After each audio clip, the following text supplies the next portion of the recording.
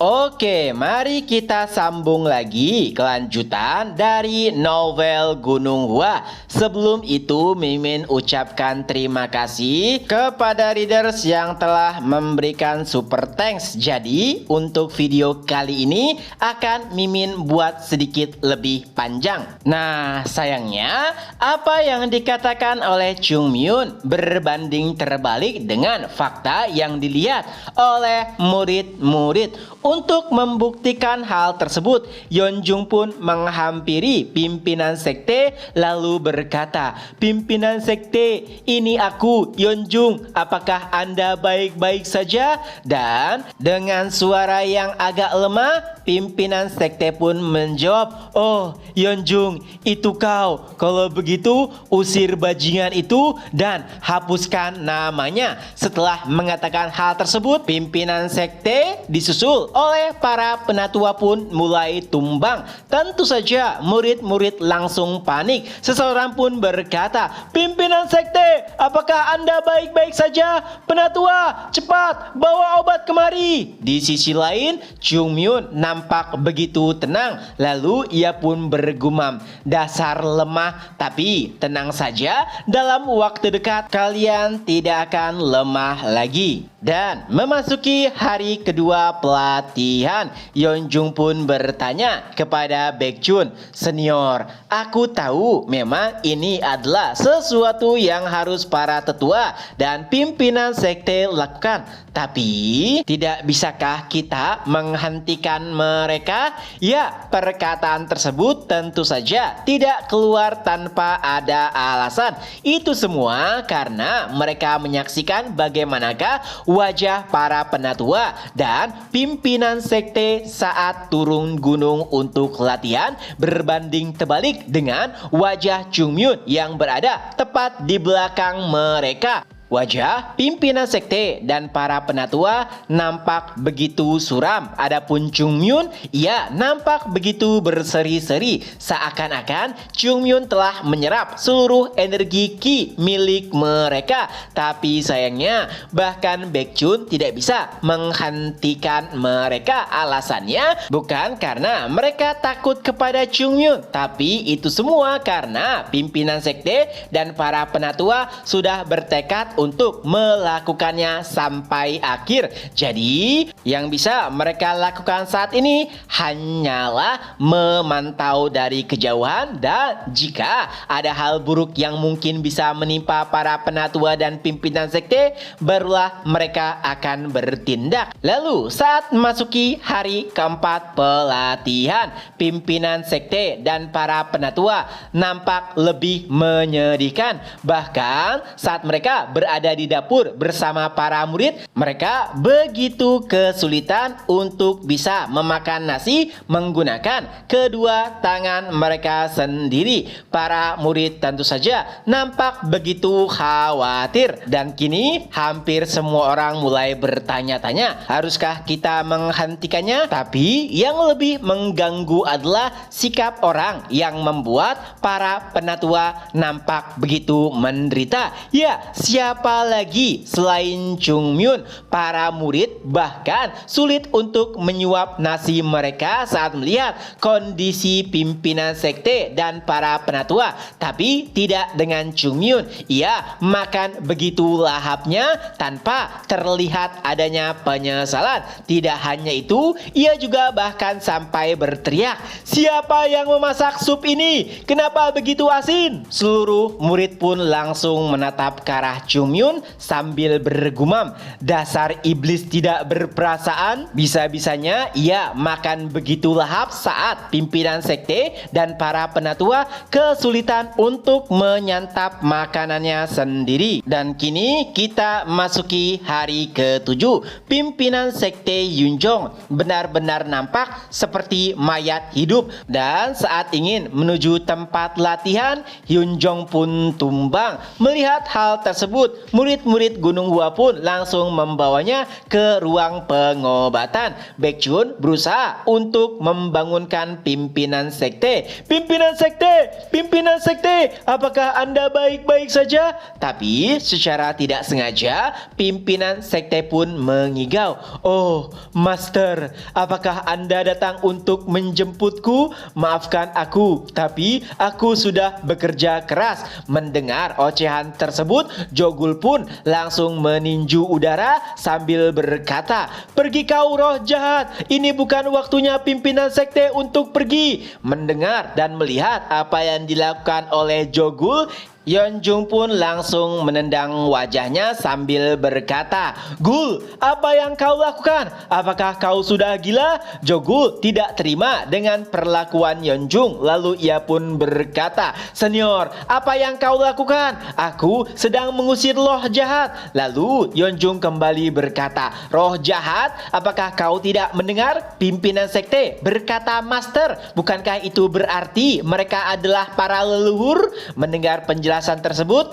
Jogul pun menanggapinya, "Oh, kau benar juga." Di sisi lain, Baekjun masih berusaha untuk bisa menyadarkan kembali pimpinan sekte, tapi sayangnya ia masih saja terus mengigau hingga pada akhirnya Tang Soso pun tiba lalu menusuk kepala pimpinan sekte menggunakan sebuah jarum, dan entah bagaimana kesadaran pimpinan sekte pun kembali dan ia pun bangkit dari tempat tidurnya lalu berkata, "Apakah aku pingsan? Sungguh memalukan memperlihatkan sisiku yang seperti ini. Baiklah, aku akan kembali berlatih." Tentu saja mendengar perkataan pimpinan sekte, Baekjun dan murid lainnya berusaha untuk menghentikannya karena jika dilanjutkan mungkin pimpinan sekte akan benar-benar mati. Tapi nampaknya Yeonjung menolak untuk menuruti permintaan murid-muridnya. Ia pun berkata, "Kalian harusnya tahu, jika aku libur 1 hari saja, maka aku harus menggantinya menjadi 2 hari, dan tentu saja itu lebih menjengkelkan." Jadi apapun kondisinya, pimpinan sekte pun tetap memutuskan untuk kembali berlatih. Baekjun yang nampak begitu khawatir bahkan meminta Soso untuk kembali mencabut jarumnya, tapi sayangnya Soso tidak berani melakukan hal tersebut dan pada akhirnya pimpinan sekte pun meninggalkan mereka semua. Suasana hati Baekjun benar-benar menjadi kacau melihat segala sesuatu yang tidak beres tepat di hadapannya. Ia pun berteriak, "Ini gila! Jika dilanjutkan, mungkin Gunung Hua akan benar-benar hancur. Kita harus menghentikannya." Dan para murid nampaknya setuju dengan apa yang dikatakan oleh Baekjun. Permasalahannya, lawannya adalah Jungmyun. Tapi jika dibiarkan, mungkin pimpinan sekte dan para penatua akan berada dalam bahaya. Mereka berada dalam dilema. Tapi tiba-tiba Yisul berdiri lalu mengeluarkan pedangnya sambil berkata, "Musuh pimpinan sekte harus dibunuh." Ya, Yisul nampaknya telah bersiap untuk menuju tempat Jungmyun berada. Tapi untungnya para murid langsung menghentikannya dan Baekjun pun berkata, "Yisul, tenanglah. Aku tahu perasaanmu. Tapi yang kita lawan adalah Jungmyun. Sadarlah." Ya, setiap orang tahu bahwa pimpinan sekte tidak hanya sekedar pimpinan sekte di mata Yisul. Ia adalah ayah, kakek, keluarga, dan juga dermawan yang telah menyelamatkan nyawanya. Jadi adalah hal yang wajar jika Yisul berekspresi berlebihan saat melihat pimpinan sekte dalam bahaya.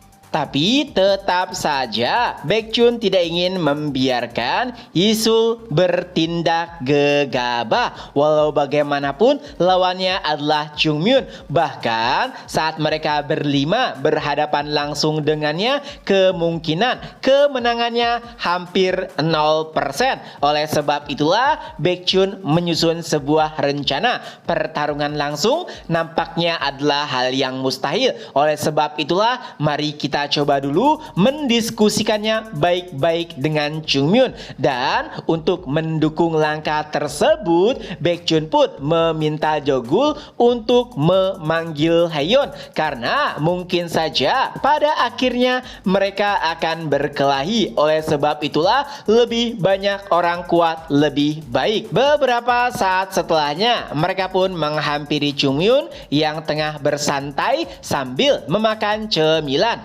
Melihat 5 pedang juga Haeyeon menghampirinya, Chung Myun pun berkata, "Apa yang kalian lakukan di sini? Apakah kalian benar-benar memiliki waktu luang?" Lalu Baekhyun pun mulai menjelaskan, "Chung Myun, itu terkait pelatihan pimpinan sekte dan para penatua. Nampaknya tindakanmu terlalu berlebihan. Mereka semua sudah begitu tua, jadi jangan samakan mereka dengan pelatihan kami." Mendengarkan perkataan Baekhyun, Chung Myun pun tersenyum lalu berkata, "Jadi apakah menurut senior mereka tidak akan bisa mengikuti pelatihan tersebut?" Ya, perkataan Chung Myun seolah-olah menganggap jika 5 pedang tidak yakin dan percaya terhadap pimpinan sekte dan para penatua. Lalu Baekhyun pun menanggapinya, "Tidak, bukan itu maksudku Chung Myun.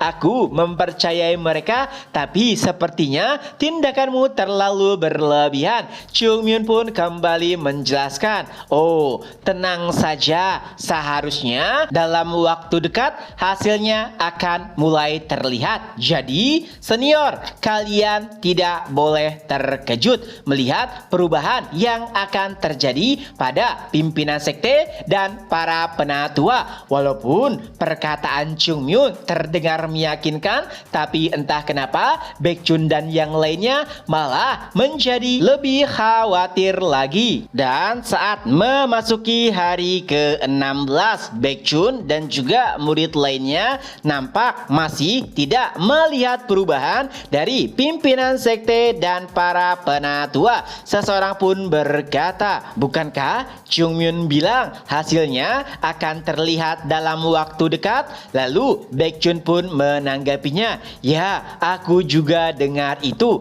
Tapi mari kita tunggu lebih lama lagi. Ia memang sering mengatakan omong kosong, tapi ia juga tidak pernah berbohong. Dan sayangnya itu adalah fakta terkait Chung Myun yang tidak bisa diperdebatkan lagi." Dan memasuki hari ke-17 pelatihan, Yoon Jong bangkit dari tempat tidurnya. Tubuhnya masih terasa begitu sakit. Ya, walau demikian, Yoon Jong sama sekali tidak menyerah dengan pelatihannya karena sakit yang ia rasakan saat ini tidak bisa dibandingkan dengan rasa sakit yang pernah ia alami saat Gunung Hua yang hampir runtuh. Jadi apapun kondisinya, Yoon Jong akan tetap melanjutkan pelatihannya sampai akhir. Dan sesuatu hal tak terduga pun terjadi saat Yoon Jong ingin membuka pintu ruangannya. Entah bagaimana pintu tersebut pun hancur. Yoon Jong tentu saja bertanya-tanya, apakah pintu ini rusak? Apakah engselnya haus? Penatua Yoon Yong yang menyaksikan hal tersebut juga tentu saja menjadi heran. Ia pun bertanya kepada pimpinan sekte apa yang telah ia perbuat sehingga pintunya rusak. Yoon Jong hanya menjelaskan bahwa ia hanya membuka pintu saja, jadi mungkin saja memang pintu ini cacat. Oleh karena itu pimpinan sekte pun berniat untuk langsung memperbaikinya. Tapi yang lebih penting adalah mereka tidak boleh terlambat latihan karena Chung Myun begitu cerewet saat mereka terlambat. Tapi Yoon Yong langsung membelanya, "Ayolah pimpinan sekte, Chung Myun begitu lembut dan juga baik kepada kita. Tentunya dari sudut pandang Hyun Jong itu adalah perkataan omong kosong. Tapi dari sudut pandang Hyun Yong, apa yang ia katakan ada benarnya. Saat mereka terlambat, Chung Myun hanya mengomel saja. Tapi jika murid-murid yang terlambat, pasti Chung Myun akan langsung menghajar mereka. Itulah kenapa dari sudut pandang Hyun Yong, Chung Myun masih sangat baik. Ia bahkan terkadang terlihat begitu imut. Dan kini kita masuk ke hari ke-20 pelatihan.